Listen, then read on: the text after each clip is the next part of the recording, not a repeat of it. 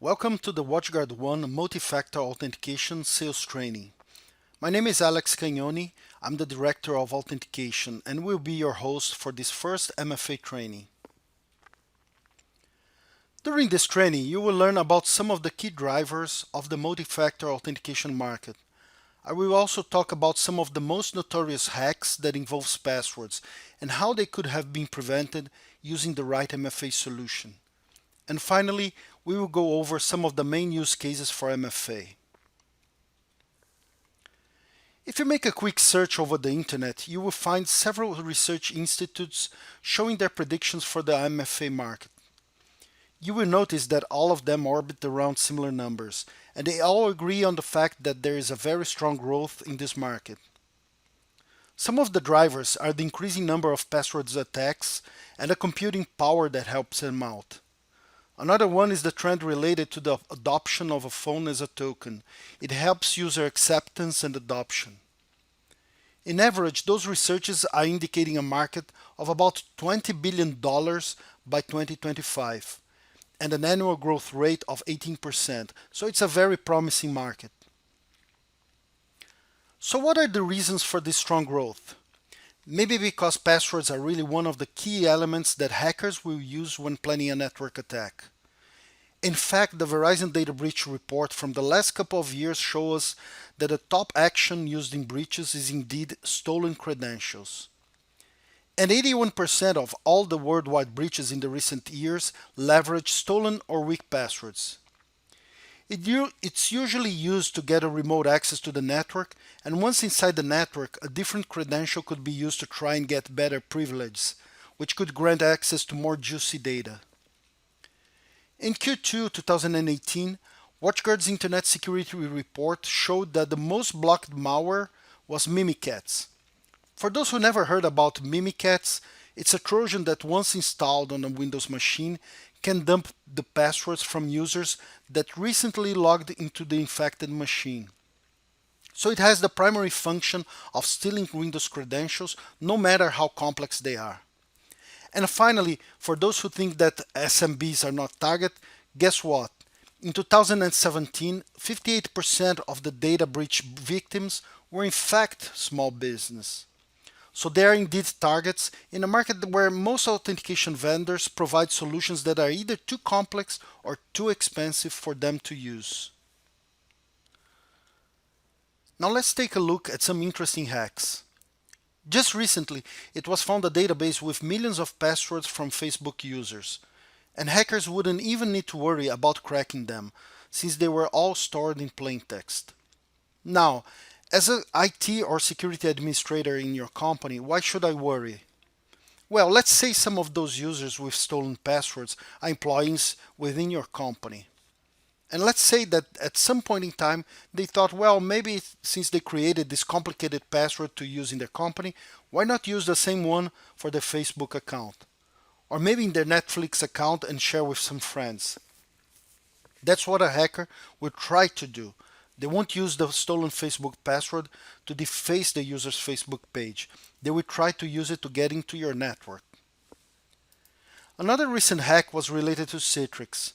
FBI detected that hackers got into Citrix network by using a technique called password spraying. Okay, what's password spraying?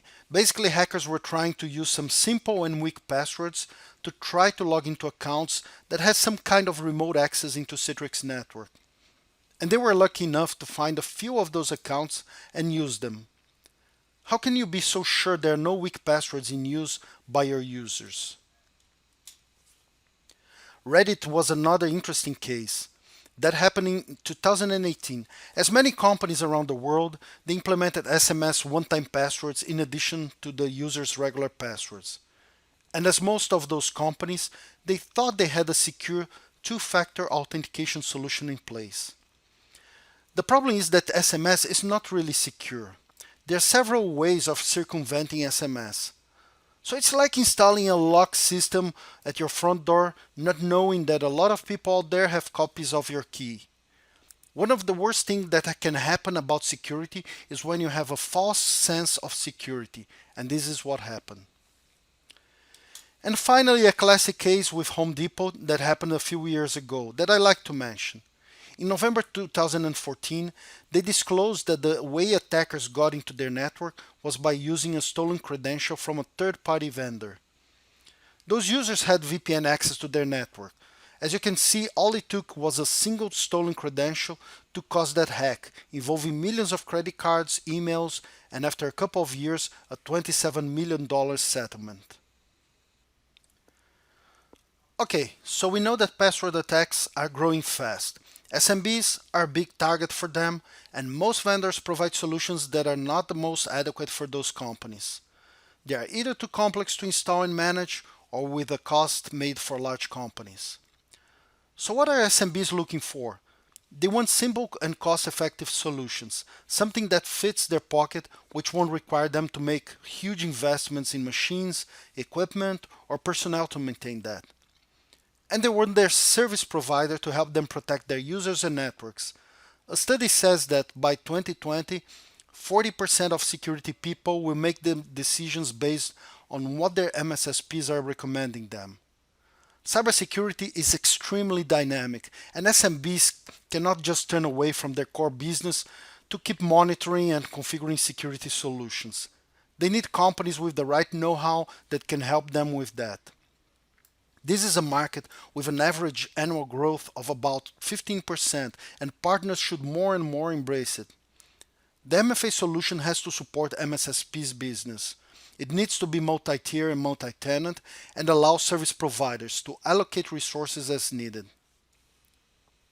Another common discussion when we start talking about 2FA, MFA, or simply authenticators is which one is better for me. There's a very large variety of solutions in the market. They are also called form factors. How to choose the right one for me? Well, from the Reddit case, we know that SMS as a token is not the ideal solution. NIST, which is the National Institute of Standards and Technology in the United States, has deprecated this solution as 2FA in 2016. Why? Because of its several vulnerabilities. Hardware tokens are expensive, hard to distribute, and always painful for the users, since they have to carry them around. And are those really more secure than mobile tokens? Those one-time passwords that changes from time to time can be shared through social engineering. They can also be used during a man-in-the-middle attack. A push-based authentication involves sending to the user information such as where you're trying to authenticate, where the computer is currently located, so you can make the right decision when approving or denying.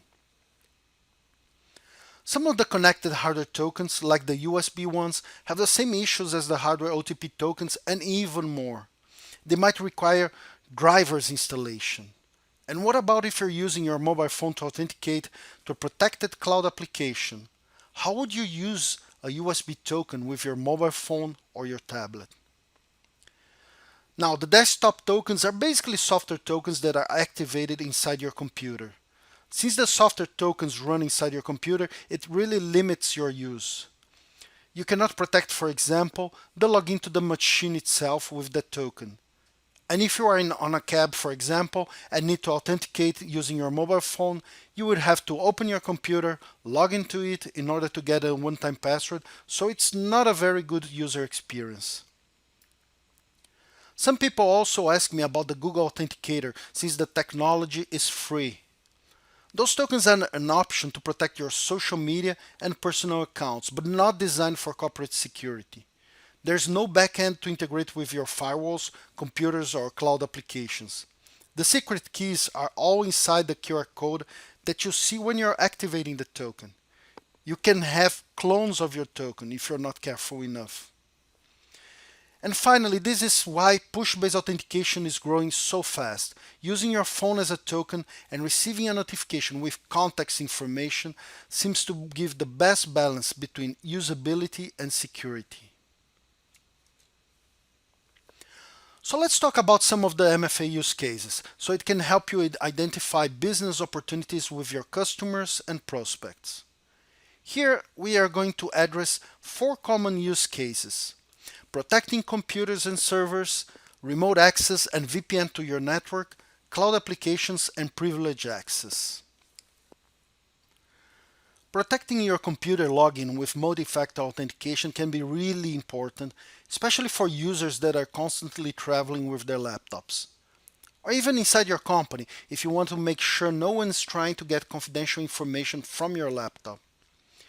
Users can easily authenticate to their computing using push technology, just by entering the username and password as they do today, and then they're going to receive a push notification to authorize the access. If you don't have internet or data access, for example, if you are on an airplane, you can still log in using our secure offline login mode. It's imperative that the MFA solution that you're using protects the computer both when you're offline and online. Another important application is when you enable remote access into Windows computers and servers. Using remote desktop servers on Windows servers is a common practice. Most of the computers are VMs or physical rack-based servers inside a protected area. You enable remote desktop so you don't have to physically be in front of the computer to manage it. But then MFA to protect its access becomes important since you're exposing those servers inside or even outside your network.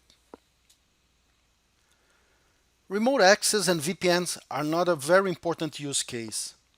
As we saw from the Home Depot case, all it takes is a weak password that can be guessed or cracked. Maybe a computer with a keylogger or password stealing Trojan such as Mimikatz installed. Or even a user willingly or unwillingly sharing their password or OTP, and a hacker will be able to connect to the network no matter where in the world the attacker is right now.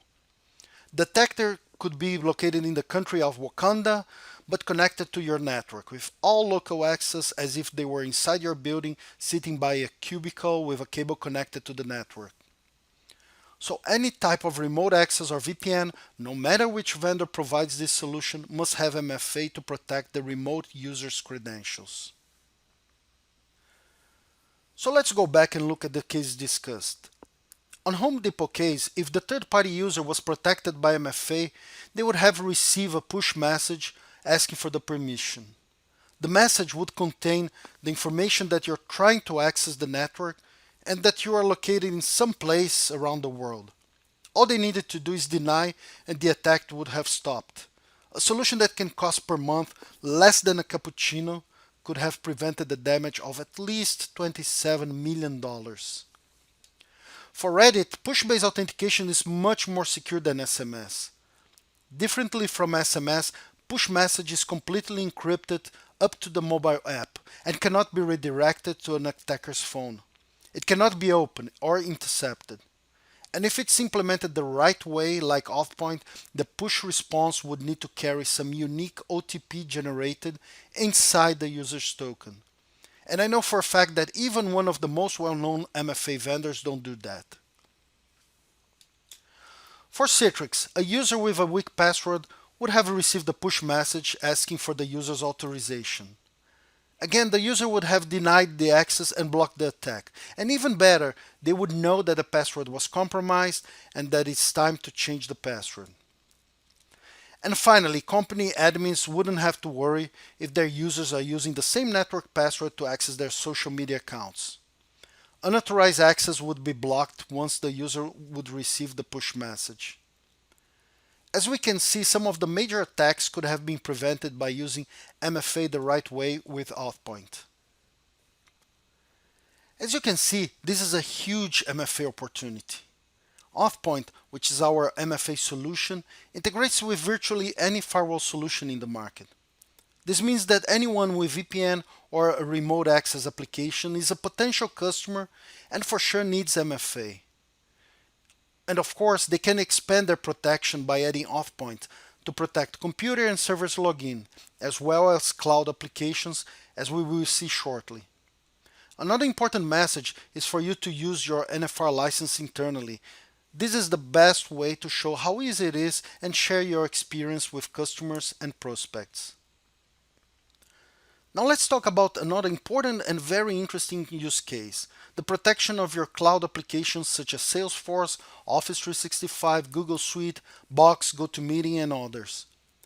Companies are migrating its services to the cloud. No one wants to buy and maintain servers internally. Buy, upgrade, backup, deal with hardware problems, operating system license, and patches. So a lot of what the company is doing and its secrets are stored outside the private network. They're in a bunch of different places in the cloud.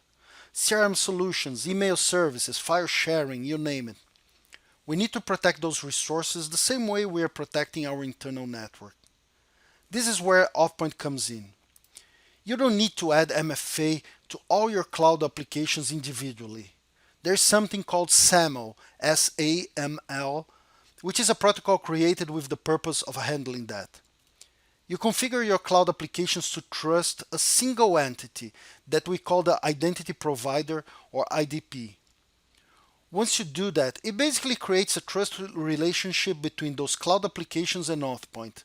They will trust AuthPoint to authenticate users in a secure way, and once it is done, the users can automatically access those cloud applications without re-authenticating. The beauty of this solution is that you don't only protect your cloud applications, but you actually single sign on into them, providing a much better user experience with a high level of security. Okay, so what's in for the user? Let's say you have about 10 cloud applications you are using within your company. Now, each user would need to create a username and password for each of those applications. Maybe they will be repeating the password. Maybe some of those cloud applications have a different password policy. And with that, you might need to create up to 10 passwords, and maybe some you will need to change from time to time. As a user, wouldn't it be nice if instead of having to remember 10 passwords, you could use your well-known network password together with a push message and that's it? And not that you have to use that for every cloud application you are accessing, but just once and then single sign on automatically to other applications. That's not a bad deal. I'm sure you will get a lot of points with your users and they would support a project like that. Now let's talk about the administrators. If you have 50 users, each one accessing 10 different cloud applications, that's a potential of 500 credentials to manage. It could become a password reset nightmare. With single sign-on to those cloud applications, all they have to do is configure the trusted connection between cloud applications and AuthPoint. This is done once, and now all they have to do is manage network passwords. Another good fact from that is that if a user leaves the company, you can just remove the user from your Active Directory. Once this is done, the access to all cloud applications will be automatically blocked. You will have all the time in the world to remove the user's account from each different cloud application. So, think about it as an end user. A single and secure login using your well-known network password and a push message to your mobile phone. That's it. Now you can log in into all of those cloud applications automatically. In fact, research from Forrester Research last year shows that 60% of the companies in North America relies on public cloud platforms. Providing a simple and secure web single sign-on solution may show nicely on the return of investment analysis, not to count user adoption. Finally, privileged access is another area of concern. Several attacks, once they get access to the network, will try to get the credentials of a user with additional privileges, so they can steal more sensitive information or damage the company. A common example is when they are able to get into a user's machine and from there they try to get domain admin passwords so they can easily jump from computer to computer. And who is a privileged user? It's not a user that may get more days of vacations than others. It's a user with super user access to specific applications. Could be a database admin, a domain administrator, someone with access to the payroll system, a Linux user with root access. There are many solutions in the market that controls privileged access and that already integrates with AuthPoint.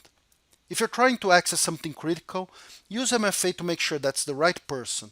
Same thing for Linux users. You can add MFA to anyone you like. It's important to protect the controlled access to your critical data from unauthorized users. Okay, so what are some points that we can get from this presentation? First of all, keep in mind that most of the hacks we use weak or stolen credentials. You need to protect them. There are several ways of cracking or stealing them. So keep in mind, you just can't trust passwords. But protect them the right way, with the right MFA solution. Using SMS might not be the best solution to protect your assets or a Google Authenticator based solution. If you're investing on that and educating users, make sure you pick an MFA solution that will really give you the protection you need. Another takeaway is that even if you try to manage and protect your company's password, you have no control whatsoever of its use outside the company. And there's really nothing you can do about it. This is human nature. It's impossible to remember so many passwords, so people tend to repeat them over and over again. So we cannot just assume some network passwords are not being used somewhere else, like a Netflix or Twitter account. We also learned about some of the most common use cases for MFA, which are remote access, VPN, computer and server login, cloud applications, and privileged access. Those are good applications to keep in mind whenever you're visiting your customers. And finally, an important lesson to keep in mind is that MFA for cloud applications will not only protect your cloud assets, but also dramatically improve the user experience with single sign-on. This is key to remember. Most security solutions will add some friction to the user. In the case of Authpoint, if you balance the fact that you have to approve a push, but now you don't have to create and remember lots of passwords, this is a great trade, don't you think? So that's what I had to share. Thanks for joining this session. See you in the next one.